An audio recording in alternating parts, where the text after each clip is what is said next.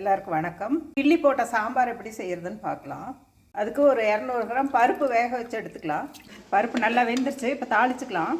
எண்ணெய் காஞ்ச உடனே ஜீரகம் போட்டுக்கலாம். வரமிளகாய், கருவேப்பிலை, சின்ன வெங்காயம் நிறைய போட்டுக்கணும். அது கூடயே பூண்டு ஒரு 5-6 தட்டி போட்டுக்கலாம். வெங்காயம் வதங்கின உடனே ஒரு 2 தக்காளி, பெரிய தக்காளியாக போட்டுக்கலாம். தக்காளி வதங்குறதுக்கு தேவையான அளவு உப்பு. தக்காளி வதங்கிச்சு. இப்போ மஞ்சத்தூள் போட்டுக்கலாம். வேக வச்ச பருப்பையும் ஊற்றிக்கணும். இது காரத்துக்கு வேறு எதுவும் போடாததுனால காரம் அதிகம் வேணுங்கிறவங்க வரமிளகாய் நிறைய கிள்ளி போட்டுக்கலாம். ஒரு கொதி வந்தோடனே புளி தண்ணி ஊற்றிக்கலாம். சாம்பாருக்கு ஊற்றுறத விட இது கம்மியாக தான் ஊற்றணும். பெருங்காயத்தூள் ஒரு 1/4 ஸ்பூன் அளவு போட்டிருக்கிறேன், சொல்ல மறந்துட்டேன்.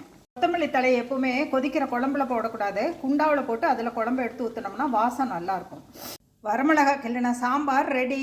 இது சாப்பாடு, டிஃபன் எல்லாத்துக்குமே ரொம்ப நல்லாயிருக்கும். இது டேஸ்ட்டே வித்தியாசமாக ரொம்ப ரொம்ப நல்லாயிருக்கும். வணக்கம்.